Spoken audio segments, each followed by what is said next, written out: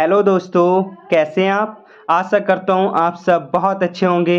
मैं सुरेश एक बार फिर से सुरेश एकेडमी में आपका स्वागत करता हूँ। दोस्तों, आज हम पढ़ेंगे सीटेट 2023 के लिए सीडीपी, जिसे चाइल्ड डेवलपमेंट पेडागोजी कहते हैं। उसके लिए आज हम जो 31 जनवरी 2021 को आपका सीटेट का एग्ज़ाम हुआ था, उसके सारे प्रीवियस ईयर के क्वेश्चंस देखने वाले हैं, जो कि 31 जनवरी 2021 को आए थे, पूरे 30 क्वेश्चन। और इन सारे क्वेश्चंस की हम डिटेल्ड एनालिसिस करेंगे, डिटेल्ड एक्सप्लेनेशन देंगे, जिससे कि इससे रिलेटेड अगर कोई क्वेश्चन आपके आने वाले एग्जाम जो कि 20 अगस्त को होने वाला है, अगर उसमें आता है तो आप आसानी से कर पाएँ। और क्योंकि जो क्वेश्चन आए थे प्रीवियस ईयर में आए हैं, उससे इसी रिलेटेड आएंगे। जो टॉपिक प्रीवियस ईयर में आए थे वही टॉपिक इस ईयर में आएंगे, जो कि 20 अगस्त को होने वाला है, उसमें भी आने वाले हैं यही।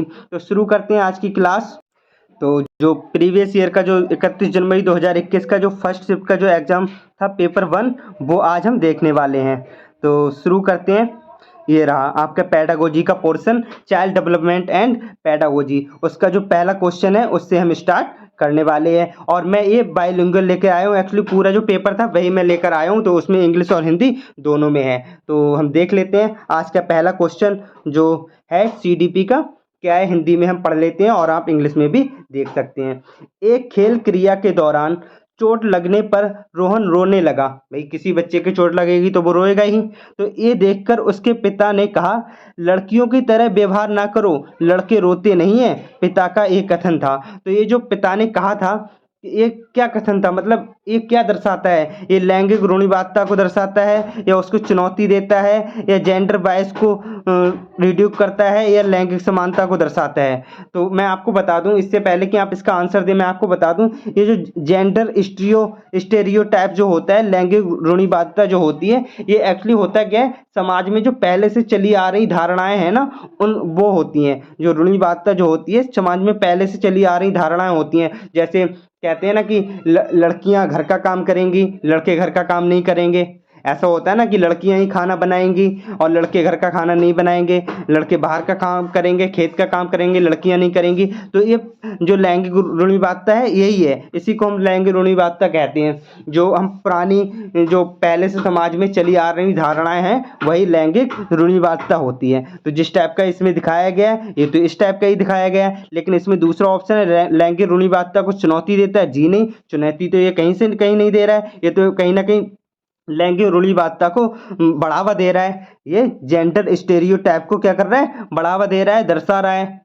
और दूसरा तो हो नहीं सकता। तीसरा लैंगिक भेदभाव। लैंगिक भेदभाव एक्चुअली होता क्या है, जब किसी माँ को या पिता को कोई बच्चा ज़्यादा प्यारा होता है तो वो उसकी साइड लेता है, मतलब इनजस्टिस करता है। अगर बच्चा लड़का प्यारा है तो लड़के की साइड बोलेंगे, लड़की की साइड नहीं बोलेंगे। और लड़की प्यारी है तो लड़की की साइड बोलेंगे, और लड़का की साइड नहीं बोलेंगे। तो वो हो जाता है जेंडर बायस, मतलब जेंडर भेदभाव। मतलब भेदभाव जो किया जाता है वो जेंडर बायस के अंतर्गत आ जाता है, लैंगिक भेदभाव के अंतर्गत आ जाता है। और लैंगिक समानता तो इसमें कहीं से कहीं दिख नहीं रही है, क्योंकि उसके पिता ये कह रहे हैं, बेटा आप तो लड़कियों की तरह व्यवहार कर रहे हो, लड़के तो रोते नहीं है, लड़कियां रोती हैं। तो कहीं ना कहीं ये लैंगिक रूढ़िवादिता को दर्शा रहा है, ये दर्शा रहा है, कहीं ना चुनौती तो नहीं दे रहा है ना। तो इसका जो राइट आंसर हो जाएगा वो हो जाएगा ऑप्शन नंबर 1। Option number 1। और मैं आपको बता दूं, जेंडर स्टेरियोटाइप या जेंडर बायोस से एक ना एक क्वेश्चन आपके हर एग्जाम में बनता है। जब भी जितनी भी बार एग्जाम अब तक हुआ है, हर बार आपका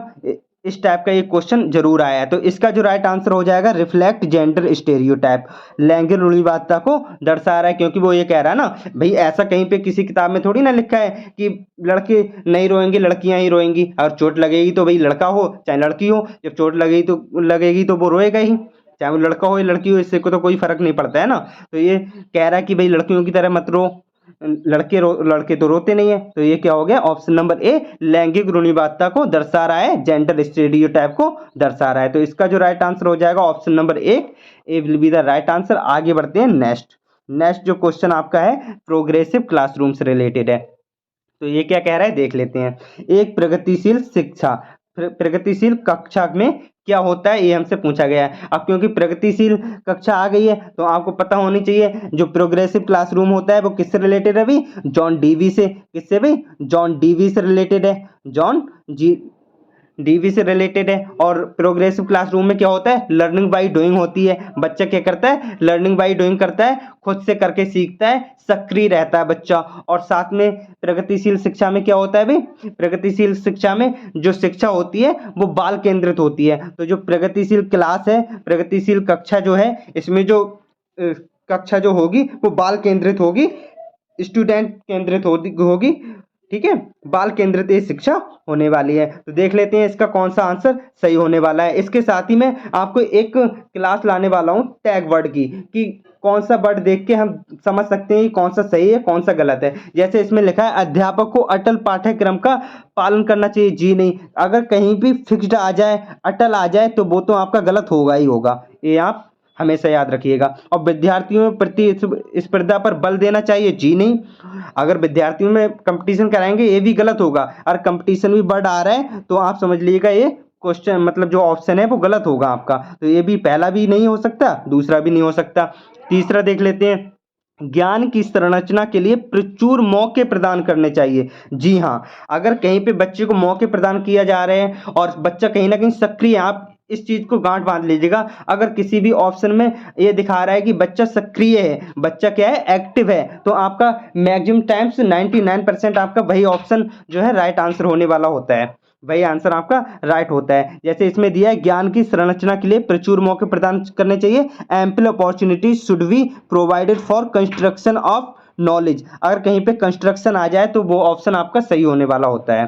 ठीक है, तो ये तो सही हो सकता है हमारा। नेक्स्ट देख लेते हैं 4 नंबर, क्या पता ये इससे ज्यादा अच्छा हो।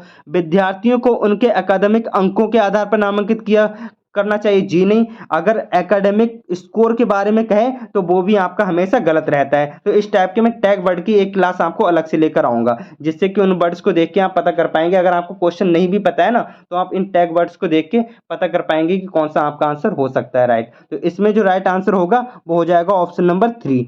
Option number 3 will be the right answer. ज्ञान की संरचना के लिए प्रचुर मौके प्रदान करने चाहिए, तो ये हो जाएगा राइट आंसर। प्रगतिशील जो कक्षा है वो जॉन डीवी के अकॉर्डिंग दी गई है, और ये लर्निंग बाय डूइंग होती है, और बाल केंद्रित ये शिक्षा होती है, प्रोग्रेसिव। ठीक है, नेक्स्ट क्वेश्चन आगे बढ़ते हैं। क्वेश्चन नंबर 3, क्वेश्चन नंबर 3 हमारा क्या कह रहा है, देख लेते हैं भाई। एक गतिविधि के दौरान छात्रों को संघर्ष करते देख एक अध्यापिका बच्चों को संकेत और इशारे जैसे क्या, क्यों, कैसे, क्या भाई, व्हाट, व्हाई, हाउ कहती है। मतलब कोई बच्चे से कुछ पूछा, अब बच्चा बता रहा है तो कहीं पे वो भूल गया, तो अब वो जो टीचर था उसने थोड़ा सा कुछ हिंट दे दी। उसने क्या किया, कुछ हिंट दे दी, क्या, क्यों, कैसे प्रदान करने का फैसला लेती है। तो लेव वाइगोत्स्की के सिद्धांत के अनुसार अध्यापिका की ये योजना क्या है। तो मैं आपको बता दूं, लेव वाइगोत्स्की के अकॉर्डिंग अगर हम किसी को थोड़ी सी हेल्प दे रहे हैं, किसी को थोड़ी सी हेल्प दे रहे हैं, कोई हिंट दे रहे हैं, तो वो होती है स्कैफोल्डिंग। क्या होती है भाई, स्कैफोल्डिंग होती है। मतलब थोड़ी सी हेल्प प्रदान करना, या थोड़ी सी हेल्प प्रदान करना, एक टेम्पररी हेल्प कह सकते हैं, टेम्पररी हेल्प प्रदान करना। जैसे कि बच्चा कुछ, हमने बच्चे से कुछ पूछा, बच्चा बता रहा है लेकिन किसी वजह से वो भूल गया, अटक गया, तो हमने उसे थोड़ी सी हिंट दे दी, कोई बात की थोड़ी सी हिंट दे दी, तो अब उससे पूरा याद आ गया। तो हमने पूरा उसे सॉल्व तो नहीं किया, जो उसकी प्रॉब्लम थी वो सॉल्व तो नहीं की, लेकिन हमने थोड़ी सी उसे हिंट दे दी, मतलब स्कैफोल्डिंग कर दिया, उसे थोड़ी सी हेल्प दे दी, टेम्पररी हेल्प दे दी। तो इसका जो राइट आंसर होने वाला है, देख लेते हैं क्वेश्चन से। Demotivate the children to learn. जी नहीं, डीमोटिवेट अगर कहीं पे आ रहा है तो वो वैसे ही गलत हो जाएगा, तो पहला नंबर वैसे ही गलत हो जाएगा। दूसरा, अधिगम के लिए पाढ़ आधारभूत संरचना का काम करेगी। जी हाँ, acts as a scaffold for learning, ये आपका जो है राइट आंसर हो जाएगा। अभी मैंने बताया ना, लेव वाइगोत्स्की के अनुसार स्कैफोल्डिंग प्रदान करना, थोड़ी सी टेम्पररी हेल्प प्रदान करना ही आपका स्कैफोल्डिंग होता है। जैसे कि टीचर ने बच्चे से कुछ पूछा लेकिन बच्चा बता नहीं पा रहा है किसी वजह से, और जब टीचर ने थोड़ी सी हेल्प दे दी, उसे कुछ हिंट दे दी, तो बच्चा ने पूरे बता दिया, पूरा आंसर दे दिया। तो ये आपका जो है राइट आंसर हो जाएगा। लेकिन इसके अलावा हम देख लेते हैं, छात्रों में प्रत्याहार निकास प्रवृत्तियां पैदा करेंगी। जी नहीं, ऐसा बिल्कुल नहीं करेंगे। Be meaningful, meaningless in process of learning. जी नहीं, मीनिंगलेस तो बिल्कुल नहीं, मीनिंगलेस अगर कहीं आ रहा है तो वो गलत हो जाएगा। तो इसका जो राइट आंसर हो जाएगा option number 2 will be the right answer. आगे बढ़ते हैं नेक्स्ट क्वेश्चन। नेक्स्ट क्वेश्चन देख लेते हैं, क्वेश्चन नंबर 3। क्वेश्चन नंबर 3 हम देख लेते हैं क्या कह रहा है। बच्चों के सामाजिकरण बच्चों के समाजीकरण के संदर्भ में निम्न में से कौन सा कथन सही है। तो जैसा कि आपको पता होगा, मैंने समाजीकरण की क्लास कल ही कराई थी। जो समाजीकरण, जो सोशलाइजेशन है, उसकी सोशलाइजेशन प्रोसेस जो आपका टॉपिक है, उसकी क्लास मैंने कल ही कराई थी। अगर आपने नहीं देखी है तो आप उसको देखिए। इस टाइप के क्वेश्चन अगर आपके एग्जाम में आते हैं तो हम चुटकियों में कर देंगे, तो उसको देखते ही अगर आपने कल वाली क्लास देखी होगी तो आप इसका क्वेश्चन केवल 2 सेकंड में दे देंगे। फिलहाल तो कोई नहीं, देख लेते हैं। विद्यालय समाजीकरण का एक द्वितीय कारक है और परिवार समाजीकरण का प्राथमिक कारक। जी हाँ, यही सही है। जैसा कि मैंने आपको कल की क्लास में बताया था, जो हमारे प्राथमिक कारक होते हैं, वो क्या होता है, हमारा परिवार ही होता है। हमारे परिवार में जो लोग आते हैं वो हमारे क्या होते हैं, प्राथमिक कारक होते हैं। क्या होते हैं भाई, प्राथमिक कारक जो होते हैं हमारे परिवार के लोग होते हैं। जैसे हमारे माता पिता जो हमारे परिवार में आते हैं, वो हमारा परिवार क्या हो गया, प्राथमिक कारक हो गया समाजीकरण का। और सेकेंडरी जो होता है, जो द्वितीय कारक होता है, उसमें हमारे पड़ोस के लोग आ जाते हैं। हमारे जो पड़ोस के लोग होते हैं वो आ जाते हैं। हमारा विद्यालय आ जाता है, और पीयर ग्रुप्स आ जाते हैं। जो हमारे दोस्त होते हैं, सहकर्मी समूह जो होते हैं, वो हमारे द्वितीय में आ जाते हैं। तो इस हिसाब से अब हम देख लेते हैं कौन सा हमारा ऑप्शन हो सकता है। विद्यालय समाजीकरण का द्वितीय कारक और परिवार समाजीकरण का प्राथमिक कारक है। जी हाँ, यही आपका राइट आंसर हो जाएगा। लेकिन हम देख लेते हैं नेक्स्ट जो ऑप्शन है वो भी देख लेते हैं। विद्यालय समाजीकरण का प्राथमिक कारक है, जी नहीं, प्राथमिक कारक तो नहीं होता है। प्राथमिक कारक तो हमारा परिवार होता है, तो ये वैसे ही गलत हो गया। समकक्षी समाजीकरण के प्राथमिक कारक होते हैं, जी नहीं, जो समकक्ष जो सहकर्मी समूह होते हैं वो हमारे द्वितीय कारक होते हैं, तो ये भी नहीं होगा। और इसमें परिवार प्राथमिक दिया है तो ये द्वितीयक दिया है, तो ये तो वैसे ही गलत हो जाएगा। और परिवार एवं family and mass media both are secondary, जी नहीं, फैमिली तो हमारी प्राइमरी में आ जाती है भाई। फैमिली जो हमारा परिवार होता है वो तो प्राइमरी में आ जाता है। आप एक ट्रिक के अकॉर्डिंग याद कर सकते हैं, पासे प्राइमरी, पासे प्राइमरी, पासे प्राथमिक और पासे परिवार। पासे प्राथमिक, पासे परिवार। जो हमारा परिवार होता है वो हमारे प्राथमिक कारक होता है। जो हमारा परिवार होता है वो क्या होता है, प्राथमिक कारक होता है। पासे प्राथमिक, पासे परिवार, इस टाइप से आप याद कर सकते हैं। और इसका जो राइट आंसर हो जाएगा option number 1। Option number 1 will be the right answer. आगे बढ़ते हैं नेक्स्ट क्वेश्चन। नेक्स्ट क्वेश्चन जो आपका है वो भी आज हम देख लेते हैं। बहुबुद्धि का सिद्धांत। बहुबुद्धि का सिद्धांत जो आपका नेक्स्ट क्वेश्चन है, क्वेश्चन नंबर 5, ये कह रहा है। तो आपको पता होगा जो बहुबुद्धि का सिद्धांत है ये किसने दिया है अभी, ये दिया है हार्वर्ड गार्डनर ने। किसने दिया अभी, हार्वर्ड गार्डनर ने ये सिद्धांत आपका दिया है। ये अमेरिका के एक मनोवैज्ञानिक है, इन्होंने इसका सिद्धांत दिया है। तो देख लेते हैं इन्होंने इसके जो विभिन्न दशाएं बताई थी, इसकी जो दशाएं बताई थी, बहुत सारी दशाएं बताई थी। ये बहुबुद्धि कई प्रकार की होती है और कहीं ना कहीं आपने 8 बहुबुद्धियां पढ़ी होंगी जो कि हार्वर्ड गार्डनर के द्वारा दी गई हैं। लेकिन फिलहाल तो देख लेते हैं बहुबुद्धि का सिद्धांत जोर देता है कि, इसके ऑप्शन देख लेते हैं, उसके अकॉर्डिंग हम जवाब देंगे। बहुबुद्धि केवल वस्तुनिष्ठ परीक्षणों द्वारा ही मापी जा सकती है, जी नहीं, केवल वस्तुनिष्ठ परीक्षणों के द्वारा नहीं मापी जा सकती है, ये तो भाई गलत हो जाएगा। और मैं आपको बता दूं जो IQ होती है, जो इंटेलिजेंस क्विसेंट होता है, ये तो एक वैल्यू होती है। इन्होंने, हमारे जो हार्वर्ड गार्डनर जी थे, इन्होंने इंटेलिजेंस क्विसेंट को केवल एक वैल्यू माना था, एक केवल वैल्यू माना थी, एक अंकों की वैल्यू मानना था। लेकिन जो इंटेलिजेंस क्विसेंट है, जो बहुबुद्धि है, जो हमारी इंटेलिजेंस क्विसेंट है, इसकी जो खोज है किसने की थी भाई, विलियम स्टर्न ने 1912 में, विलियम स्टर्न ने 1912 में की थी। लेकिन फिर इसे रिवाइज्ड फार्मूला इसका जो दिया था, जो इंटेलिजेंट क्वेश्चन का दिया था, वो तो 1912 में विलियम स्टर्न ने दिया था। लेकिन इसका रिवाइज्ड फार्मूला जो दिया था वो किसने दिया था भाई, टर्मन ने दिया था। किसने दिया था भाई, टर्मन ने दिया था। ठीक है, तो अब नेक्स्ट ऑप्शन देख लेते हैं। तो पहला तो होगा नहीं, एक आयाम में बुद्धिमत्ता अन्य सभी आयामों में बुद्धिमत्ता निर्धारित करती है, जी नहीं, ये भी हमारा गलत हो जाएगा। और बुद्धिमत्ता की विभिन्न दशाएं होती हैं, जी हाँ, यही तो इसमें साफ साफ दिख रहा है, मल्टीपल। मल्टीपल मतलब सेवरल, बहुत सारी विभिन्न दशाएं होती हैं, तो ये हमारा जो है राइट आंसर हो जाएगा। ऑप्शन नंबर 3 जो है हमारा राइट आंसर हो जाएगा। और नेक्स्ट जो ऑप्शन दिया है, बुद्धिमत्ता में कोई व्यक्तिगत विभिन्नताएं नहीं होती, जी नहीं, बुद्धिमत्ता में तो भाई विभिन्न व्यक्तिगत विभिन्नताएं होती हैं, क्योंकि कोई व्यक्ति, किसी व्यक्ति की पसंद कुछ और होती है, किसी की और होती है, मतलब सारे लोगों की पसंदें भी अलग अलग होती हैं। तो हम कैसे कह सकते हैं, मतलब बुद्धिमत्ता व्यक्तिगत विभिन्नताएं पाई जाती हैं। और इसमें कह रहा है नहीं, तो ये तो नहीं हो सकता। जो हमारा राइट आंसर होगा option number 3 will be the right answer. तो आगे बढ़ते हैं नेक्स्ट क्वेश्चन। सो दोस्तों, अगर आपको क्लास पसंद आ रही है और आपको लग रहा है सर अगर इससे रिलेटेड कोई क्वेश्चन आपके एग्जाम में आएगा तो आप कर देंगे, तो आप वीडियो को लाइक करें, और अगर आप चैनल पे नए हैं तो चैनल को सब्सक्राइब जरूर कर लें। तो देख लेते हैं क्वेश्चन। लॉरेंस कोहलबर्ग ने के सिद्धांत के अनुसार किसी कार्य को इसीलिए करना क्योंकि दूसरे इसे स्वीकृति देते हैं नैतिक विकास के किस चरण में आता है, ये हमसे पूछा है, किस स्टेज में आता है, ये हमसे पूछा गया है। तो दोस्तों मैं आपको बता दूं, जो कोहलबर्ग हैं इन्होंने नैतिक विकास का एक सिद्धांत दिया था। कोहलबर्ग ने क्या दिया था भाई? नैतिक विकास का एक सिद्धांत दिया था जिसके 3 चरण थे। कितने चरण थे भाई? जिसके तीन तीन जो थे लेवल, क्या थे भाई? 3 लेवल थे और 3 लेवल में 2-2 स्टेजेस थे। कितने भाई? 3 लेवल में 2-2 स्टेजेस थे। 2 इसमें थे पहले में और 2 तीसरे, मतलब दूसरे, पहले, दूसरे, तीसरे में, तीनों में 2-2 स्टेजेस थे। तो वो स्टेजेस क्या थे?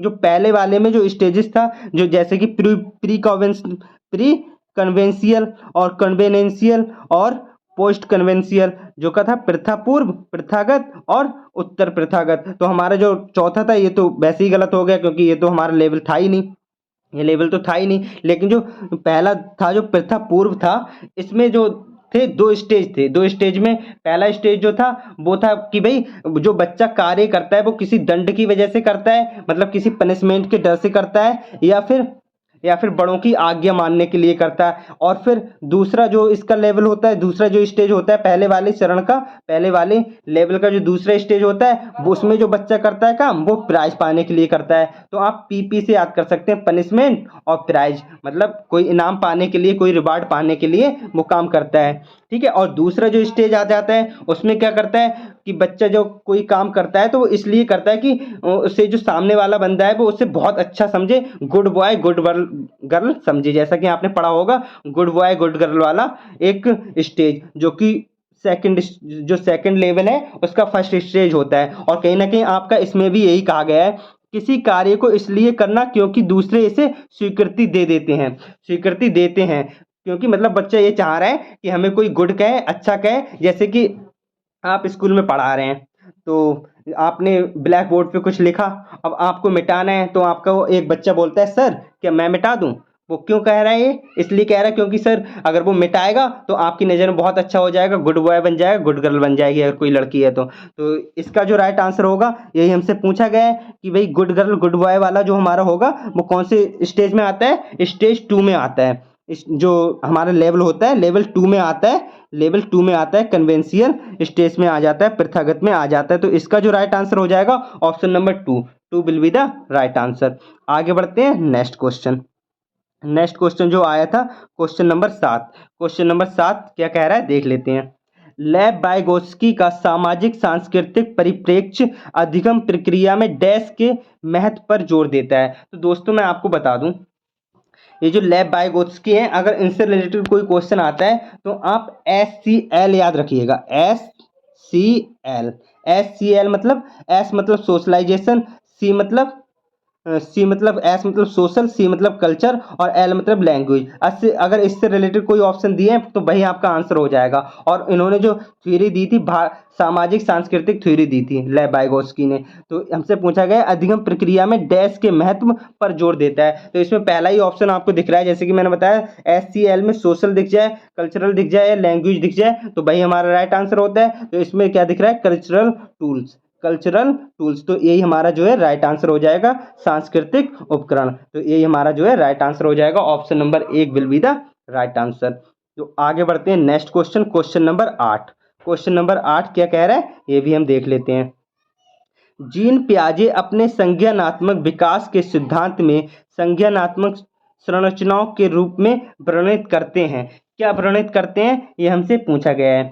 तो मैं आपको बता दूं, जो हमारे जीन पियाजे जी थे, फिलहाल तो पहले मैं इस क्वेश्चन का आंसर दे दूं। इसमें क्या कह रहा है भाई? संज्ञानात्मक, आपको पता होगा जीन पियाजे जी ने संज्ञानात्मक विकास का सिद्धांत दिया था और उसके 4 लेवल थे। उसके कितने स्टेज थे भाई? 4 स्टेज थे, वो भी मैं अभी बताने वाला हूँ। लेकिन इसमें जो कह रहा है संज्ञानात्मक संरचनाओं को डैश के रूप में वर्णित करते हैं। तो मैं आपको बता दूं, जो हमारा दिमाग होता है उसमें, अगर जैसे हम स्कूल गए पहली बार, तो पहली बार जब हम स्कूल गए तो हमारी मैडम ने ए सिखाया, ये ए बना के दिखाया। अब हमको तो नहीं पता है ए क्या है, तो उन्होंने जब बताया कि भाई ये ए है, पहले तो हमें नहीं पता था कि ये ए है, तो जब मैडम ने बता दिया कि ए है तो ये हमारे दिमाग में क्या हो गया? सेट हो गया। हमारे मेंटल पिक्चर, हमारे दिमाग में जो है मेंटल पिक्चर इसकी ए के सेट हो गई। मतलब ऐसी टाइप से कोई नई चीज़ जब हम सीखते हैं और वो मूर्त संक्रियाओं से हमें बताई जाती है, कोई मूर्त चीज़ दिखा के, जैसे हमारे हाथ में फ़ोन है और हमने उसे बच्चे से कह दिया कि बेटा ये फ़ोन है, तो वो देख के उसके दिमाग में सेट हो जाएगा कि भाई ये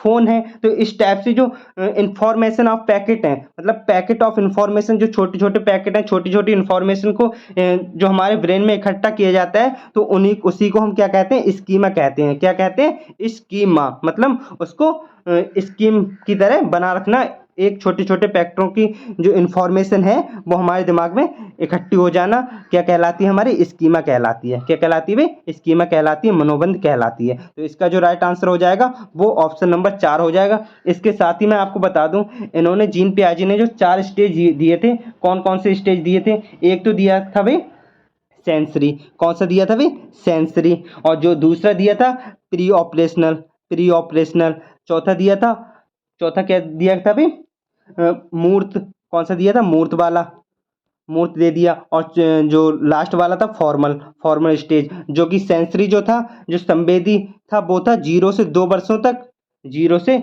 2 वर्षों तक, और जो प्री ऑपरेशनल था, जो पूर्व संक्रियात्मक था, ये तो संक्रियात्मक हो गया, जो हम कह रहे हैं ना ऑपरेशनल भी कह सकते हैं इसे, ऑपरेशनल मूर्त वाले को ऑपरेशनल भी कह सकते हैं। और जो प्री ऑपरेशनल था, इसकी जो लिमिट थी वो 2 से 7 साल तक थी, और जो मूर्त था वो 7 से 11, और जो फॉर्मल था उस वो था हमारा 11 से लास्ट तक एबव, 11 से ऊपर की जो उम्र थी उसमें आता था एब्स्ट्रैक्ट। ठीक है, तो हमारा जो सेंसरी था इसको हम एस पी, कैसे, एस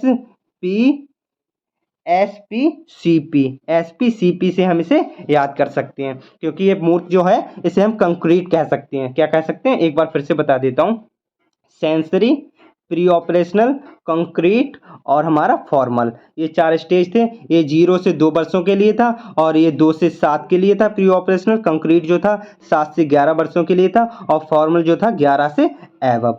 ठीक है, तो इसमें क्या था, इसमें सकिंग वाली चीजें आ जाती हैं, जो बच्चा थोड़ा चूसता है ना छोटे पे, 0 से 2 साल तक तो यही करता है। और फिर जो प्री ऑपरेशनल होता है इसमें मतलब छोटा सा मैं बता दे रहा हूँ, लैक ऑफ लॉजिक होती है, इसमें क्या होती है, तर्क की कमी होती है। जो प्री ऑपरेशनल स्टेज होता है इसमें तर्क की कमी होती है, लेकिन इसमें जो कंक्रीट स्टेज होता है इसमें तर्क आ जाता है। इसमें क्या होता है भाई, कोई चीज़ जैसे हमारे हाथ में फ़ोन है, तो फ़ोन दिखा के हम, मतलब मूर्त चीज़ दिखा के हम उसे बता रहे हैं, तो ये तर्कपूर्ण भी हो जाता है, थोड़ा तर्क भी आ जाता है। और फिर जो फॉर्मल होता है उसमें तो भाई बच्चा प्रॉब्लम को सॉल्व करने लगता है, अमूर्त चीज़ों को भी समझने लगता है, जो हमारे सामने नहीं है उन चीज़ों के बारे में भी पिक्चर उसके दिमाग में बनने लगती है। जो ये हो गया, तो इसका जो राइट आंसर हो गया वो तो हो गया ऑप्शन नंबर 4, स्कीमा। ठीक है, schema will be the right answer. आगे चलते हैं next question, question number 9। Question number 9 क्या कह रहा है, जीन पियाजे के संज्ञानात्मक विकास के सिद्धांत में पूर्व संक्रियात्मक अवस्था में विकास का मुख्य गुण क्या था। जैसे कि अभी मैंने बताया प्री ऑपरेशनल स्टेज, जो कि 2 से 7 वर्षों के लिए मैंने बताया था, जिसमें लैक ऑफ लॉजिक होता है। क्या होता है भाई, लैक ऑफ लॉजिक, अभी तो मैंने बताया था। तो इसका जो राइट आंसर होगा वो क्या होगा, ये हमसे पूछा गया है। तो मैं आप देख लेते हैं, अमूर्त सोच का विकास, अमूर्त सोच का विकास तो भाई पूर्व संक्रियात्मक में थोड़ी ना होता है। जैसे अभी मैंने बताया 3 stage, S P C F, जिसमें सेंसरी, प्री ऑपरेशनल, कंक्रीट और फॉर्मल। तो इसमें था सेंसरी, सेंसरी मतलब छू के पता करने वाली चीजें आ जाती थी सेंसरी में पहले में। और प्री ऑपरेशनल में मैंने क्या कहा, लैक ऑफ लॉजिक, जिसमें लॉजिक की थोड़ी कमी होती है, वो हमसे पूछा गया। और इसमें अमूर्त आ जाता है एफ वाले में, और जो कंक्रीट है ये मूर्त, मूर्त चीजें आ जाती हैं। लेकिन अमूर्त सोच का विकास जी नहीं, प्री ऑपरेशनल में मूर्त, जो अमूर्त सोच का विकास कहाँ होता है, ये तो फॉर्मल होता है। अमूर्त जो अवस्था होती है उसमें होता है विचार सोच में केंद्रीकरण, जी नहीं, ये भी नहीं होता है। परिकल्पित निगमनात्मक सोच, हाइपोथेटिक डिडक्टिव रीजनिंग, जी नहीं, जिसमें डिडक्टिव आ रहा है, डिडक्टिव रीजनिंग आ रही, वो भी कहीं ना कहीं हमारा गलत हो जाता है, तो ये भी हो गया गलत। संरक्षण और पदार्थों को क्रमबद्ध करने की क्षमता आ जाती है, जी हाँ, ये हो जाता है। जो हमारे जो पदार्थ होते हैं उनको, कोई भी चीज़ होती है उन्हें क्रमबद्ध तरीके से रखने की क्षमता आ जाती है, और उनको संरक्षित करने की क्षमता आ जाती है, उन्हें कहाँ पे रखना है ये हमारे दिमाग में आ जाती है। यहाँ तक कि लैक ऑफ लॉजिक होता है, लेकिन बहुत सारी चीज़ें हमें समझ आ जाती हैं, चीज़ों को क्रमबद्ध तरीके से रखना हमें आ जाता है। Ability to conserve and serial object. ठीक है, तो ये हमारा option number 4 will be the right answer. तो आगे बढ़ते हैं next question, question number 10। Question number 10 क्या कह रहा है देख लेते हैं। विकास के संदर्भ में निम्न में से कौन सा कथन सही है। तो मैं आपको बता दूं, जो मैंने, क्योंकि मैं टॉपिक वाइज सारी क्लासेस करा रहा हूं आपके लिए, टॉपिक वाइज सारी क्लासेस करा रहा हूं, तो इसमें जो मैंने पहली क्लास कराई थी उसी में मैंने विकास के बारे में सारा कुछ पढ़ा दिया था। अगर आपने वो क्लास देखी होगी तो आप इस क्वेश्चन का आंसर आराम से बहुत आसानी से दे सकते हैं। और अगर आपने नहीं देखी है तो आप जाके देख लीजिएगा, क्योंकि अगर इससे रिलेटेड कोई क्वेश्चन आएगा तो है ही, 100% आएगा, विकास से संबंधित एक क्वेश्चन जरूर आएगा। तो आप उस क्लास को देख लेंगे तो कोई भी क्वेश्चन आपके हाथ से बचेगा नहीं। अगर आपके सामने कोई क्वेश्चन आ जा रहा है एग्जाम में, और आएगा तो जरूर ही, तो आप आसानी से कर देंगे। तो देख लेते हैं, विकास के संदर्भ में निम्न में से कौन सा कथन सही है। विकास की दर सभी संस्कृतियों में सभी के लिए समान होती है। जी नहीं, सभी के लिए समान कहाँ होती है भाई, ये तो संस्कृति की बात कर रहा है, पर्सन टू पर्सन समान नहीं होती है। किसी बच्चे में विकास किसी दर से होता है, किसी बच्चे में किसी दर से होता है, तो सब में अलग अलग तो होता है। और विकास केवल विद्यालय में होने वाला अधिगम से होता है। जी नहीं, और अगर मैं आपको बता दूं, अगर केवल आ रहा है, ओनली आ रहा है, तो वो तो वैसे ही गलत हो जाएगा। जो केवल है, इस टैग वर्ड की एक क्लास में लेके आऊंगा, तो ये जो केवल है ये तो वैसे ही गलत हो जाएगा। और विकास केवल बाल अवस्था में होता है, इसमें फिर केवल आ गया तो ये वैसे ही कट जाएगा। और विकास बहुआयामी होता है। जी हाँ, विकास बहुआयामी होता है, ये बात सही है, ये बात बिल्कुल सही है। विकास क्या है, बहुआयामी होता है। तो इसका जो राइट आंसर हो जाएगा, development is multi dimensional, 4 will be the right answer. आगे बढ़ते हैं नेक्स्ट क्वेश्चन। नेक्स्ट क्वेश्चन जो हमारा है क्वेश्चन नंबर 11। क्वेश्चन नंबर 11 हमारा क्या कह रहा है, देख लेते हैं। जन्म से किशोर अवस्था तक बच्चों में विकास किस क्रम में होता है। तो विकास क्रम किस क्रम में होता है, जैसा कि अभी मैंने आपको बताया था। क्या बताया था, जो कि मैंने जीन पियाजे जी की स्टेज अभी जब मैं पढ़ा रहा था, तो सबसे पहला स्टेज हमारा क्या आया था, सेंसरी स्टेज आया था। फिर उसके बाद प्री ऑपरेशनल आया था, फिर हमारा कॉन्क्रीट आया था, फिर क्या आया था, एब्स्ट्रैक्ट आया था। ये तो आया था भाई, एब्स्ट्रैक्ट फॉर्मल एक ही बात है। तो इस टाइप से आया था। तो हम कहीं ना कहीं कह सकते हैं सबसे पहले जो हमारा विकास होता है, सबसे पहले सेंसरी स्टेज आता है। क्या आता है भाई, सेंसरी स्टेज आता है। क्या आता है, सांवेदिक। फिर उसके बाद कॉन्क्रीट आता है, फिर उसके बाद एब्स्ट्रैक्ट आता है। तो इस टाइप से हमारा चलता है, तो जो कि ऑप्शन नंबर 1 में दिया है। आप इसे इस टाइप से याद कर सकते हैं, SCA। जो हमारा विकास का क्रम जो होता है वो SCA टाइप से चलता है। किस टाइप से चलता है, SCA, सेंसरी, कॉन्क्रीट, एब्स्ट्रैक्ट।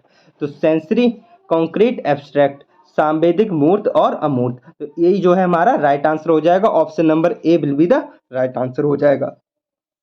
लेकिन जो ऑप्शन नंबर 2 में दिया है, इसमें एब्स्ट्रैक्ट पहले दिया है। जी नहीं, अमूर्त चीज़ों को पहले हम थोड़ी ना देखते हैं। पहले बच्चा क्या होता है, छूने वाली चीज़ पता करता है। फिर क्या होता है भाई, कॉन्क्रीट जो सामने उसे दिखती है, जैसे हमारे हाथ में फ़ोन है, तो फ़ोन देख के हम बच्चे को कहेंगे कि भाई ये फ़ोन है, तो बच्चा देख के समझ जाएगा। और एब्स्ट्रैक्ट चीज़ें एक साथ थोड़ी ना आती हैं। उसके बाद जब मूर्त चीज़ों से हम गुजर जाते हैं, तब हमारे दिमाग में अमूर्त चीज़ों की पिक्चर बनने लगती है। तो इसका जो राइट आंसर हो जाएगा option number 1 will be the right answer. आगे बढ़ते हैं नेक्स्ट क्वेश्चन। देखिए, अभी तो हमने इस टाइप का क्वेश्चन किया था। एक प्रगतिशील कक्षा में व्यक्तिगत विभिन्नताओं को किस प्रकार देखा जाना चाहिए। जैसे कि अभी मैंने बताया था, जो हमारी प्रगतिशील शिक्षा होती है, ये किसने दी थी भाई, हमारे जॉन डीवी साहब ने दी थी। और ये क्या होती है, लर्निंग बाय डूइंग पे आधारित होती है, और ये बाल केंद्रित शिक्षा पर आधारित होती है। इसमें क्या होता है, लर्निंग बाय डूइंग होती है, बच्चा बहुत ही ज़्यादा सक्रिय होता है। और जैसा कि मैंने बताया, जिस ऑप्शन में अगर बच्चा सक्रिय दिख रहा है तो भाई आपका आंसर हो जाएगा। तो इसके अलावा जो लर्निंग बाय डूइंग होती है और बाल केंद्रित शिक्षा होती है, ठीक है। तो हम देख लेते हैं इसके ऑप्शन क्या क्या है। अधिगम की प्रक्रिया में बाधा। जी नहीं, प्रगतिशील शिक्षा कब से बाधा डालने लगी, तो ये तो गलत हो गया। प्रगतिशील शिक्षा कभी बाधा थोड़ी ना डालती है, तो ये तो नहीं होगा हमारा आंसर। नेक्स्ट देख लेते हैं। नेक्स्ट जो है हमारा, अध्यापक के पक्ष में असफलता। जी नहीं, ये भी हमारा गलत हो जाएगा। और योग्यता आधारित समूह बनाने का मापदंड। जी नहीं, लेबलिंग करना, ये तो कि मतलब इस टाइप का हो गया ना, कि अगर जो बच्चे टॉपर हैं, जो तेज पढ़ने वाले हैं, उनका एक अलग ग्रुप बना दिया, और जो कम पढ़ने वाले हैं उनका एक अलग ग्रुप बना दिया। तो ये तो भाई गलत हो जाएगा, ये तो भाई गलत हो जाएगा। क्योंकि हम एक शिक्षक हैं, तो हमें तो सारे बच्चों को एक समान समझना है और अच्छे से उन्हें समझाना है, और उन चीज़ों को उनको भी ये बताना है कि भाई किसी के साथ लेबलिंग नहीं करना है, सब एक समान है। और इसका जो ऑप्शन नंबर 4 बचा है, फिर यही हमारा आंसर हो जाएगा। अध्यापन अधिगम प्रक्रिया की परियोजना के लिए महत्वपूर्ण है, important for planning of teaching learning process. तो ये हमारा जो है राइट आंसर हो जाएगा। Option number 4 will be the right answer. तो आगे बढ़ते हैं नेक्स्ट क्वेश्चन। नेक्स्ट क्वेश्चन हमारा क्या है, क्वेश्चन नंबर 13। क्वेश्चन नंबर 13 समावेशी शिक्षा से रिलेटेड है, इंक्लूसिव क्लासरूम से रिलेटेड है। एक समावेशी कक्षा में डैश पर जोर होना चाहिए। किस पर जोर होना चाहिए, ये हमसे पूछा गया है। तो आपको पता है एक समावेशी शिक्षा क्या होती है, सभी को समावेशित कर लेती है, चाहे वो किसी भी बैकग्राउंड से हो, चाहे वो किसी भी लेवल के हो, सबको एक साथ पढ़ाना ही हमारी समावेशी शिक्षा कहलाती है। तो हम देख लेते हैं इसका हमारा जो राइट आंसर होगा वो क्या हो सकता है, ये हम इसे इसका देख लेते हैं। प्रदर्शन अभिमुखी लक्ष्यों को परफॉर्मेंस ओरिएंटेड होनी चाहिए, जी नहीं, परफॉर्मेंस ओरिएंटेड नहीं होनी चाहिए। अभिवेदी समरूपी निर्देशों पर अनडिफरेंशिएट इंस्ट्रक्शन होना, जी नहीं। अगर इसमें अन नहीं होता, अगर इसमें UN अन नहीं होता तो हमारा एक बार को सही हो सकता था, लेकिन इसमें अन भी दिया है, अनडिफरेंशिएटेड, तो ये तो हमारा गलत हो जाएगा। तो पहला भी गलत हो गया, दूसरा भी गलत हो गया। नेक्स्ट जो है हमारा तीसरा, सामाजिक पहचान के आधार पर छात्रों के अलगाव, जी नहीं, ये भी हमें नहीं करना है भाई, हमें भेदभाव थोड़ी ना करना है।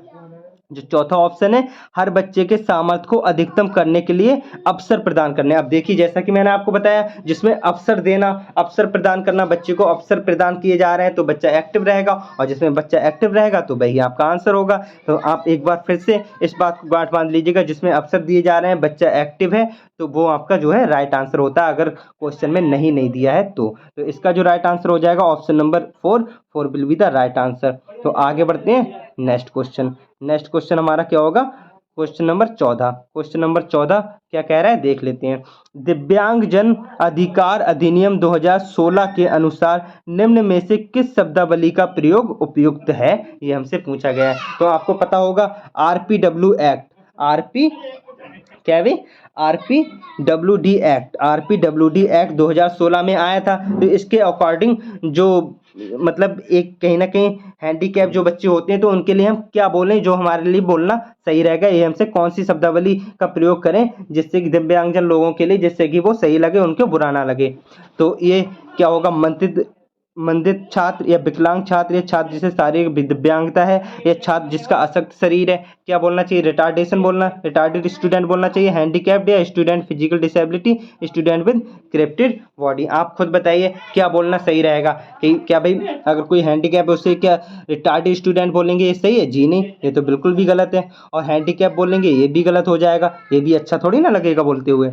और छात्र जिसे शारीरिक दिव्यांगता है, ये हम बोल सकते हैं, तो ये थोड़ा अच्छा शब्द है, ये थोड़ा अच्छा भी लग रहा है सुनने में भी। तो ये हमारा जो हो जाएगा ऑप्शन नंबर 3 जो हो जाएगा हमारा राइट आंसर हो जाएगा। हम इससे छात्र जिसे शारीरिक दिव्यांगता है, इस टाइप से दिव्यांगजन शब्दावली का यूज कर सकते हैं। छात्र जिसका अशक्त शरीर है, ये तो भाई गलत बात है ऐसा बोलना। तो option number 3 will be the right answer हो जाएगा, RPWD एक्ट 2016 के अकॉर्डिंग, जो कि जिसमें 21 डिसेबिलिटीज हैं, जिसमें 21 प्रॉब्लम्स को ऐड किया गया है। ठीक है, 21 प्रॉब्लम्स टोटल हैं RPWD एक्ट में।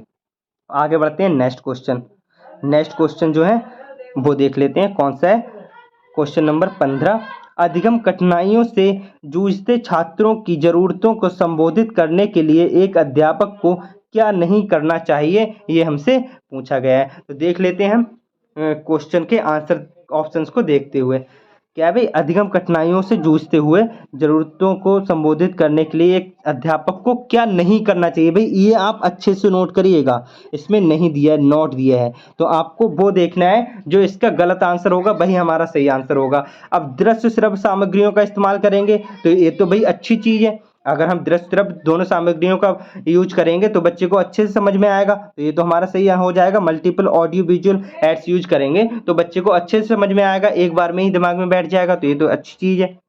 और मैंने आपको बताया था संरचनात्मक शिक्षा शास्त्रीय उपागमों का इस्तेमाल, तो ये भी सही हो जाएगा, क्योंकि मैंने बताया कंस्ट्रक्टिव और कहीं पे आ रहा है वर्ड तो वो हमारा सही होता है, तो ये भी हमारा सही हो जाएगा। अब व्यक्तिगत शैक्षिक योजना बनाना, व्यक्तिगत शैक्षिक योजना बनाना, ये भी हमारा सही हो जाएगा। इंडिविजुअल एजुकेशन प्लानिंग, यहाँ आपने पढ़ा भी होगा IEP, इंडिविजुअल एजुकेशन प्लानिंग बनाना, मतलब अगर कोई बच्चा किसी विषय में पिछड़ा है तो उसे हम इंडिविजुअली एजुकेशन का प्लान बनाएं।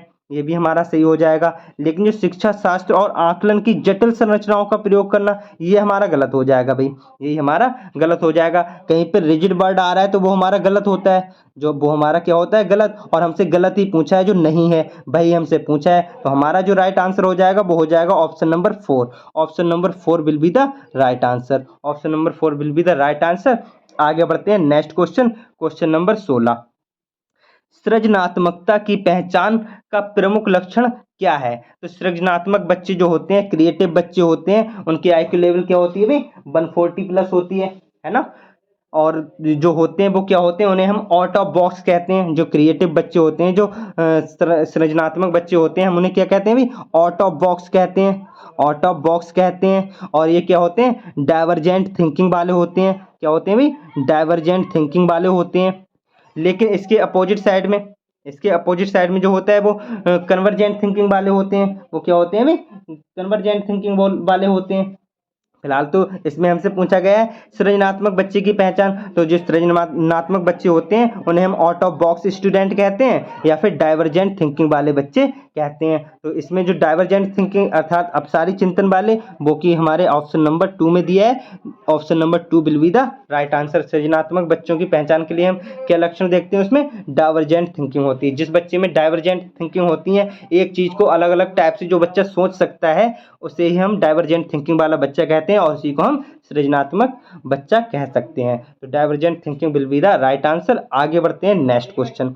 नेक्स्ट क्वेश्चन जो है हमारा क्वेश्चन नंबर 17। क्वेश्चन नंबर 17 क्या है देख लेते हैं। विविध पृष्ठभूमियों के अधिगमकर्ताओं को संबोधित करने हेतु एक अध्यापक को क्या करना चाहिए, ये हम देख लेते हैं। क्या क्या दिया है ऑप्शन। विविधता संबंधी मुद्दों पर बातचीत टालनी चाहिए, जी नहीं, इसमें टालनी आ गया तो ये तो हमारा गलत हो गया। हमें बच्चों की किसी भी बात को टालना नहीं चाहिए, ध्यान से सुनना चाहिए, ठीक है। तो ये हमारा गलत हो जाएगा, पहला तो हमारा गलत हो गया। अवॉइड नहीं करना चाहिए, अगर अवॉइड शब्द आ रहा है तो हमारा गलत हो जाता है। विविध विन्यासों से उदाहरण लेने चाहिए, विभिन्न विन्यासों से क्या करना चाहिए, उदाहरण लेना चाहिए, जी हाँ। जो हमारी अलग अलग टाइप से draw example from diverse setting, अलग अलग विविध विन्यासों से क्या है, उदाहरण लेने चाहिए, ये हमारा सही हो सकता है। लेकिन हम आगे भी ऑप्शंस देख लेते हैं। सभी के लिए मानकीकृत आकलनों का इस्तेमाल करना चाहिए, जी नहीं। अगर किसी ऑप्शन में आपका मानकीकृत आ रहा है तो वो आपका गलत हो जाता है। स्टैंडर्डाइज्ड जो आता है वो हमारा गलत हो जाता है। और नेक्स्ट जो है क्वेश्चन ऑप्शन, ऐसे कथनों का इस्तेमाल करना चाहिए जो नकारात्मक रूढ़िबद्ध धारणाओं को मजबूत करें, जी नहीं, हमें मजबूत नहीं करना है, इन्हें तो खत्म करना है। इसका जो राइट आंसर हो जाएगा option number 2 will be the right answer. Draw example from diverse setting, विविध विन्यासों से उदाहरण लेने चाहिए। तो आगे बढ़ते हैं नेक्स्ट क्वेश्चन। नेक्स्ट क्वेश्चन जो है हमारा क्वेश्चन नंबर 18। समस्या समाधान क्षमताओं को किस प्रकार सुसाध्य किया जा सकता है, problem solving ability can be facilitated bye. देख लेते हैं ऑप्शन क्या है। लगातार अभ्यास और कार्यान्वयन पर जोर देकर, समस्याओं के हल हेतु अटल प्रक्रिया के इस्तेमाल को बढ़ावा देकर, जी नहीं, ये तो भाई गलत है। हमारा लगातार अभ्यास तो हमें नहीं करना है, लगातार ड्रिल एंड प्रैक्टिस पर फोकस नहीं करना चाहिए, ये तो भाई गलत हो जाएगा। लगातार ड्रिल एंड प्रैक्टिस अगर आ रहा है तो ये भाई हमारा गलत हो जाता है ना। और समस्याओं को हल करने हेतु अटल प्रक्रिया बनाना, फिक्स्ड, जैसा कि अभी मैंने आपको बताया, अगर फिक्स्ड आ रहा है तो वो आपका गलत हो जाएगा, तो ये भी आपका गलत हो गया। समरूपों के इस्तेमाल को बढ़ावा देना, जी हाँ, किसी भी चीज, किसी भी ऑप्शन में अगर बढ़ावा देने वाली बात है, अवसर देने वाली बात है, तो वो आपका क्या हो जाता है, सही हो जाता है, वो आपका क्या सही हो जाता है। तो option number 3 will be the right answer. और विद्यार्थियों में डर की भावना पैदा करना, जी नहीं, ये तो बिल्कुल गलत है। किसी भी बच्चे में डर की भावना पैदा नहीं करनी चाहिए। तो अगर फियर आ रहा है तो वो आपका गलत हो जाता है। तो option number 3 will be the right answer. आगे बढ़ते हैं नेक्स्ट क्वेश्चन। नेक्स्ट क्वेश्चन जो है हमारा क्वेश्चन नंबर 19। क्वेश्चन नंबर 19 क्या कह रहा है देख लेते हैं। अधिगम की अभिप्रेरणा को किस प्रकार कायम रखा जा सकता है। Motivation to learn can be sustained by, जो सीखने की जो अभिप्रेरणा होती है वो कैसे कायम रखी जा सकती है। बच्चे को दंड देकर, जी नहीं, अगर हम किसी बच्चे को दंड देंगे तो क्या वो पढ़ना चाहेगा, जी नहीं, बिल्कुल भी पढ़ना नहीं चाहेगा। प्रवीणता अभिमुखी लक्ष्यों पर जोर देकर, जो प्रवीणता अभिमुखी लक्ष्य होते हैं उन पर जोर देकर, जी हाँ, उन पर जोर देकर हम उसे पढ़ा सकते हैं, उसकी जो अधिगम अभिप्रेरणा को मतलब कायम रखा जा सकता है। लेकिन बच्चों को बहुत आसान क्रियाकलाप देकर, जी नहीं, ये भी नहीं। और यंत्रबद्ध याद करने पर जोर देकर, जी नहीं, ये तो बिल्कुल ही गलत हो जाएगा। रोट मेमोराइजेशन आ रहा है तो ये तो बिल्कुल ही गलत होता है। तो इसका जो राइट आंसर हो जाएगा option number 2, focusing on mastery oriented goals, ये हमारा राइट आंसर हो जाएगा। अगर हम फोकस करेंगे मास्टरी ओरिएंटेड गोल्स पर तो बच्चे की जो अधिगम की अभिप्रेरणा है वो हमेशा के लिए कायम रहेगी। तो आगे बढ़ते हैं next question, question number 20। Question number 20 क्या कह रहा है? सेम, सेम जिसे शर्मिंदगी कहते हैं हिंदी में, ये क्या है? ये अब हम ऑप्शन देख लेते हैं। का संज्ञान का कोई संबंध नहीं है? जी नहीं, ये तो शर्मिंदगी तो डायरेक्ट कनेक्टेड है संज्ञान से। शर्मिंदगी को ही हम संज्ञान कहते हैं, संज्ञान को ही शर्मिंदगी कह सकते हैं। तो मतलब ये तो गलत हो गया। इसमें कह रहा है कोई संबंध नहीं है, जी नहीं, इसका तो संबंध है, शर्मिंदगी का संबंध होता है संज्ञान से। और मैं आपको बता दूं इससे पहले कि आप इसका आंसर दें, जो शर्मिंदगी होती है वो हमारे संज्ञान पर बहुत ही नेगेटिव प्रभाव डालती है, नेगेटिव इम्पैक्ट डालती है हमारे संज्ञान पर। तो आप समझ सकते हैं। देख लेते हैं, इसका दूसरा ही ऑप्शन दिया है, का शर्मिंदगी का संज्ञान पर नकारात्मक प्रभाव पड़ सकता है। जी हाँ, यही हमारा राइट आंसर हो जाएगा। जो हमारी शर्मिंदगी होती है, जो सेम होती है, उसका संज्ञान पर नेगेटिव इम्पैक्ट पड़ता है। उसका क्या पड़ता है? नेगेटिव इम्पैक्ट पड़ता है। तो ये हमारा जो है राइट आंसर हो जाएगा। लेकिन हम दूसरे भी ऑप्शंस देख लेते हैं। क्या है? बच्चों को अधिगम हेतु अभिप्रेरित करने के लिए बहुत प्रभावशाली, जी नहीं, ये हमारा आंसर नहीं होगा। और के भाव को अध्यापन अधिगम प्रक्रिया में बार बार पैदा करना चाहिए, जी नहीं, ये भी नहीं। तो हमारा जो राइट आंसर हो जाएगा option number 2 will be the right answer. आगे बढ़ते हैं नेक्स्ट क्वेश्चन, क्वेश्चन नंबर 21। निम्न में से अध्यापन अधिगम का सबसे प्रभावशाली माध्यम कौन सा है? ये हमसे पूछा गया है। तो देख लेते हैं। विषय वस्तु को यंत्रवत याद करना, जी नहीं, जैसे कि अभी मैंने आपको बताया रोट मेमोराइजेशन अगर आ रहा है तो ये आपका वैसे ही गलत हो जाएगा। संकल्पनाओं के बीच संबंध खोजना, जी हाँ, इसमें तो बच्चा कोई संबंध खोजेगा, किसी से रिलेटेड कोई संबंध खोजेगा, तो मतलब उसमें वो बच्चा सक्रिय होगा, खुद सक्रिय होगा। और जैसा कि मैंने आपको बताया, अगर बच्चा सक्रिय है तो वो आपका राइट आंसर हो जाएगा। तो कहीं ना कहीं हमारा ये राइट आंसर हो जाएगा। और इसमें तीसरे ऑप्शन में दिया है observation without analysis, without analysis करेगा तो उसमें वो एक्टिव ही कहाँ रह पाएगा? तो ये तो गलत हो जाएगा। इसमें प्रभावशाली माध्यम कहाँ है? ये अध्यापन अधिगम का प्रभावशाली माध्यम ये थोड़ी ना है। ये हम कह सकते हैं संकल्पनाओं के बीच संबंध खोजिएगा, ये तो है।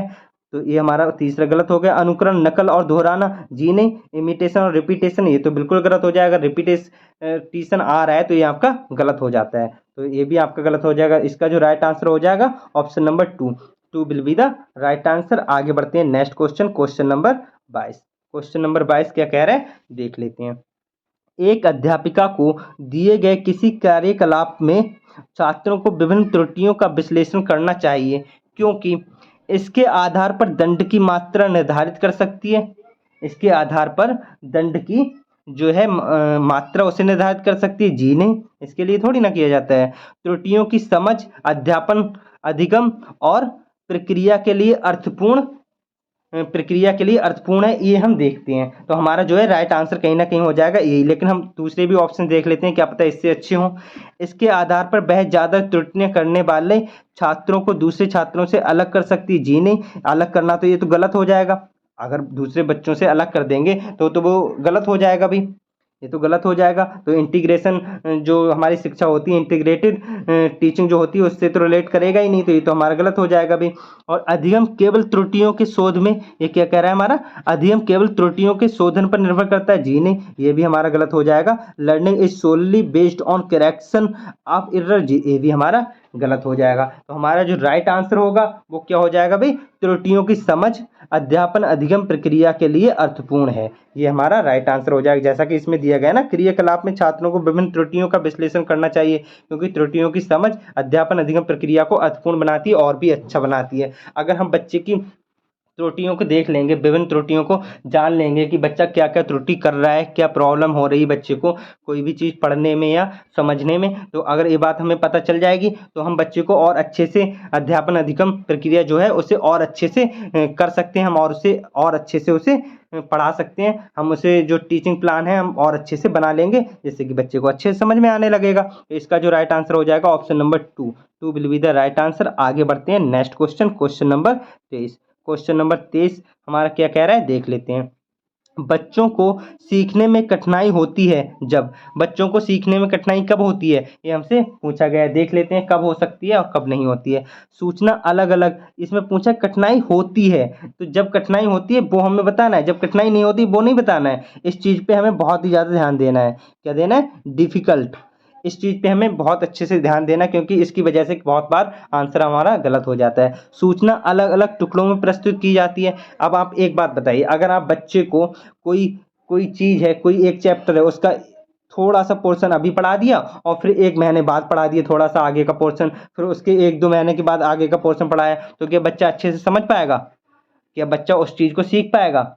नहीं सीख पाएगा। तो ये हमारा क्या हो जाएगा, ये गलत हो जाएगा। कहीं न कहीं इसमें कठिनाई होगी सीखने में, और वो आंतरिक रूप से अभिप्रेरित हो। अगर बच्चा आंतरिक रूप से मोटिवेटेड है तो वो तो पढ़ेगा भी, उसे सीखने में कोई प्रॉब्लम ही नहीं होगी। अगर आप इस समय मेरी क्लास को देख रहे हैं तो कहीं न कहीं आप आंतरिक रूप से अभिप्रेरित हैं, तभी तो देख रहे हैं। और मैं भी अगर आपको पढ़ा रहा हूँ तो मैं आंतरिक रूप से अभिप्रेरित हूँ, तभी पढ़ा रहा हूँ। तो ये हमारा सही हो जाएगा, इसमें तो कोई कठिनाई नहीं होगी। और अधिगम सामाजिक संदर्भ में हो, हाँ, अगर अधिगम सामाजिक संदर्भ में होगा तब भी कठिनाई नहीं होगी। और जो हमारा चौथा दिया है, विषय वस्तु को बहुरूपों में प्रस्तुत किया गया हो, अगर विषय वस्तु को बहुरूपों में प्रस्तुत किया जाएगा तब भी कोई प्रॉब्लम नहीं होगी। लेकिन जो सूचना है, कोई भी इंफॉर्मेशन अगर हम उसे टुकड़ों में प्रदान करेंगे तो हमें प्रॉब्लम होगी। तो इसका जो राइट आंसर हो जाएगा option number 1। Option number 1 will be the right answer. Information is presented in disconnected chunk. तो ये हमारा राइट आंसर हो जाएगा। आगे बढ़ते हैं नेक्स्ट क्वेश्चन। नेक्स्ट क्वेश्चन जो है हमारा क्वेश्चन नंबर 24। क्वेश्चन नंबर 24 क्या कह रहा है, देख लेते हैं। अधिगम की सर्वोच्चतम अवस्था कौन सी है? Best state of learning is. हमारी जो बेस्ट स्टेज जो होती है लर्निंग की, वो कौन सी होती है, ये हमसे पूछा गया है। क्या आप जब बहुत ही ज़्यादा उत्तेजित होते हैं तब आपको पढ़ना अच्छा लगता है? वही अवस्था अच्छी होती है। और भय भी होता है, तो आप जानते हैं अगर आपको भय है तो भय में तो आप पढ़ ही नहीं सकते हैं। तो इसमें उच्च भय दिया है, तो ये तो वैसे ही गलत हो गया। हाई फियर, मैंने आपको बताया फियर वाला गलत हो जाएगा, तो ये तो आपका वैसे ही गलत हो गया।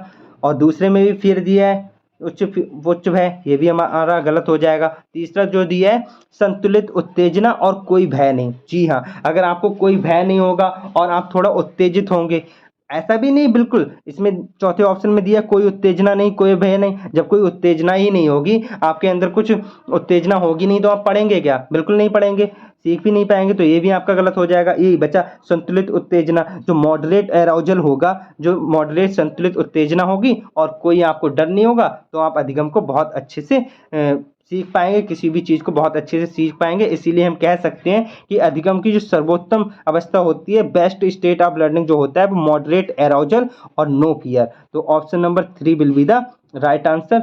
आगे बढ़ते हैं नेक्स्ट क्वेश्चन। नेक्स्ट क्वेश्चन हमारा क्या, क्वेश्चन नंबर 25। अधिगम का संरचनात्मक विचार यह सुझाव देता है कि ज्ञान की संरचना में क्या होना चाहिए, ये हमसे पूछा गया है।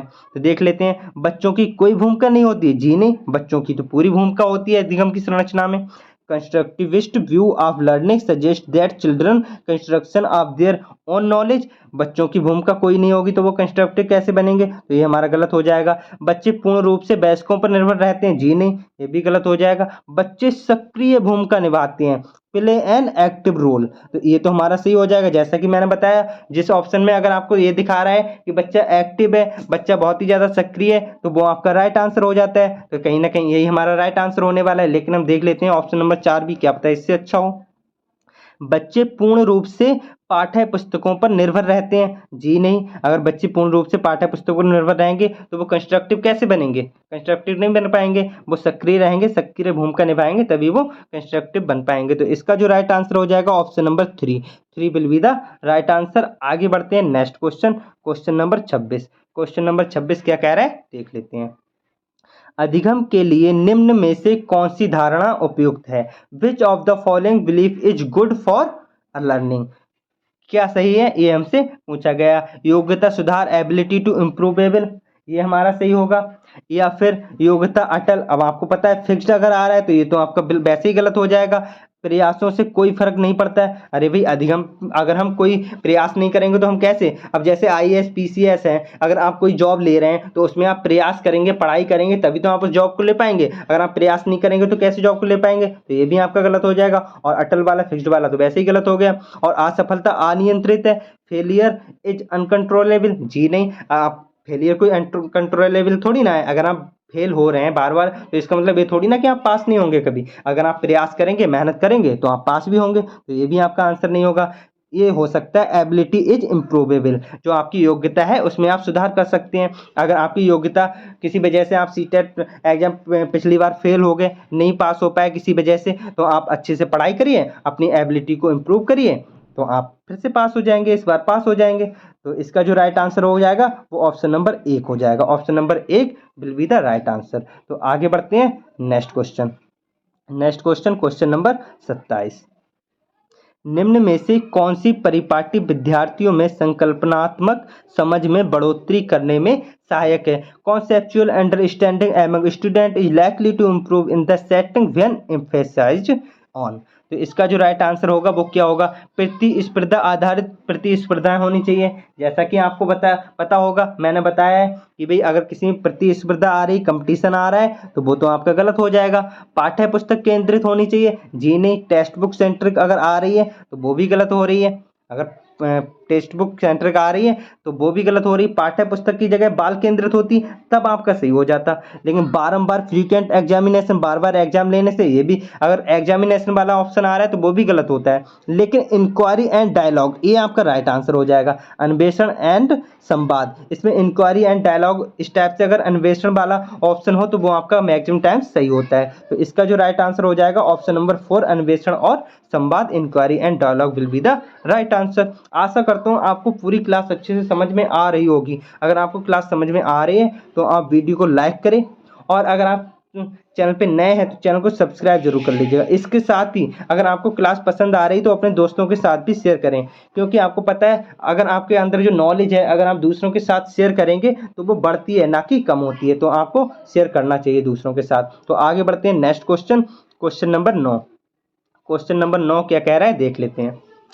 एक कार्य के दौरान सायना स्वयं से बात कर रही है कि वह कार्य पर किस प्रकार प्रगति कर सकती है। लेव वाइगोत्स्की के भाषा और चिंतन सोच के बारे में दिए गए विचारों के अनुसार इस तरह का व्यक्तिगत वाक्य क्या दर्शाता है? ये क्या दर्शाता है, ये हमसे पूछा गया है। तो आपको पता होगा जो संज्ञानात्मक परिपक्वता होती है, जो कॉग्निटिव होता है, ये किससे, कॉग्निटिव जो सिद्धांत है, संज्ञानात्मक सिद्धांत, ये किसने दिया था भाई? जीन पियाजे ने दिया। तो ये तो हमारा वैसे ही नहीं होगा। ईगोसेंट्रिक, ये भी नहीं होगा। और साइकोलॉजिकल ऑर्डर, ये तो हो ही नहीं सकता। और जो हमारे वाइगोत्स्की के अकॉर्डिंग जो आता है वो क्या आता है? स्वनियमन। क्या आता है भाई? स्वनियम, सेल्फ रेगुलेशन। तो यही option number 2 will be the right answer हो जाएगा। आगे बढ़ते हैं next question, question number 29। Question number 29 क्या कह रहा है देख लेते हैं भाई। मूल्यांकन पद्धतियों का लक्ष्य होना चाहिए। मूल्यांकन पद्धतियों का क्या लक्ष्य होना चाहिए, ये हमें देखना है, इसका आंसर हमें देना है। तो क्या होना चाहिए? विद्यार्थियों को नामांकित करना चाहिए, लेवलिंग करना चाहिए कि बच्चों के साथ? जी नहीं, मैंने आपको बताया था लेवलिंग करना तो अच्छी बात नहीं है बच्चों के साथ। योग्यता आधारित समूहों में विद्यार्थियों को विभाजित करना चाहिए? जी नहीं, ये भी नहीं करना कि भाई कोई बच्चे टॉपर हैं तो उन्हें अलग कर दिया, और जो टॉपर नहीं है उन्हें अलग कर दिया। इस टाइप से हमें ग्रुपिंग भी नहीं करनी है। विद्यार्थियों की जरूरतों एवं आवश्यकताओं की पहचान करना, जी हाँ, क्योंकि अगर हम बच्चों की, जो विद्यार्थी हैं, उनकी ज़रूरत क्या है और उनकी आवश्यकता क्या है, इस चीज़ का अगर हम पता लगा लेते हैं तो हम उन्हें अच्छे से टीच कर पाएंगे, हम उसे अच्छे से पढ़ा पाएंगे। ठीक है, उनकी प्रॉब्लम जो है वो हमें पता चल जाएगी तो हम उन्हें अच्छे से पढ़ा पाएंगे। और जो चौथा ऑप्शन है वो भी देख लेते हैं, पुरस्कार वितरण हेतु उच्च अंक प्राप्त करना चाहिए? जी नहीं। अगर इस टाइप का प्राइज डिस्ट्रीब्यूशन वाला ऑप्शन है तो वो भी आपका नेगेटिव होता है, नेगेटिव टैग वर्ड होता है, ये भी आपका गलत होता है। तो इसका जो राइट आंसर होगा identify students need and requirement. तो option number 3 will be the right answer. आगे बढ़ते हैं नेक्स्ट क्वेश्चन, जो कि आज का आखिरी क्वेश्चन होने वाला है, क्वेश्चन नंबर 30। बच्चों के विकास की व्यक्तिगत विभिन्नताओं को किस पर प्रतिरूपित किया जा सकता है? अब इस टाइप का ये जो टॉपिक है, ये टॉपिक अभी मैंने 2-3 दिन पहले आपको कराया, क्योंकि आपको पता है मैं पूरी सीडीपी सारे सब्जेक्ट की टॉपिक वाइज क्लास लेकर आ रहा हूँ, और सारी थ्योरी प्लस एमसीक्यू में करा रहा हूँ क्लास में ही। तो इस टाइप की जो आनुवांशिक एंड पर्यावरण वाली जो क्लास है वो मैं आपको करा चुका हूँ। अगर आपने वो क्लास देख ली होगी ना, अगर आपने नहीं देखी है तो आप देख लीजिएगा, क्योंकि इस टाइप का 100% एक दो क्वेश्चन आपके एग्जाम में आने ही वाले हैं। हर एग्जाम में हर बार आते हैं, तो इस बार भी आएगा। तो इस क्वेश्चन को फिलहाल देख लेते हैं। अगर आपने क्लास देखी होगी तो आप चुटकियों में 1 सेकंड में इसका आंसर दे सकते हैं क्वेश्चन पढ़ने के बाद। तो पढ़ लेते हैं। इसका क्वेश्चन क्या कह रहा है, बच्चों के विकास की व्यक्तिगत विभिन्नताओं को किस पर प्रतिरोपित किया जा सकता है। जैसा कि मैंने बताया, केवल अगर आ रहा है वर्ड तो वो तो हमारा वैसे ही गलत हो जाएगा, ये भी केवल वाला गलत हो जाएगा। और ना आनुवंशिकता ना पर्यावरण, जी नहीं, ये भी नहीं। और मैंने आपको बताया था आनुवंशिकता एवं पर्यावरण की पारस्परिकता, अंतःक्रिया जो होती है उसी के अकॉर्डिंग हमारा जो व्यक्तिगत विभिन्नताओं पर जो विकास होता है, बच्चों का विकास इसी की तरह होता है। क्या होता है, हेरिडिटी एंड एनवायरमेंट दोनों पे डिपेंड करता है, दोनों का मल्टीप्लाई होता है, ये मैंने आपको बताया था। इसका जो राइट आंसर हो जाएगा option number 4 will be the right answer. तो दोस्तों आशा करता हूं आपको आज की क्लास पसंद आई होगी। अगर क्लास पसंद आई है तो क्लास को लाइक करें, अपने दोस्तों के साथ शेयर करें, और अगर आप चैनल पे नए हैं तो चैनल को सब्सक्राइब जरूर कर लें। So thank you.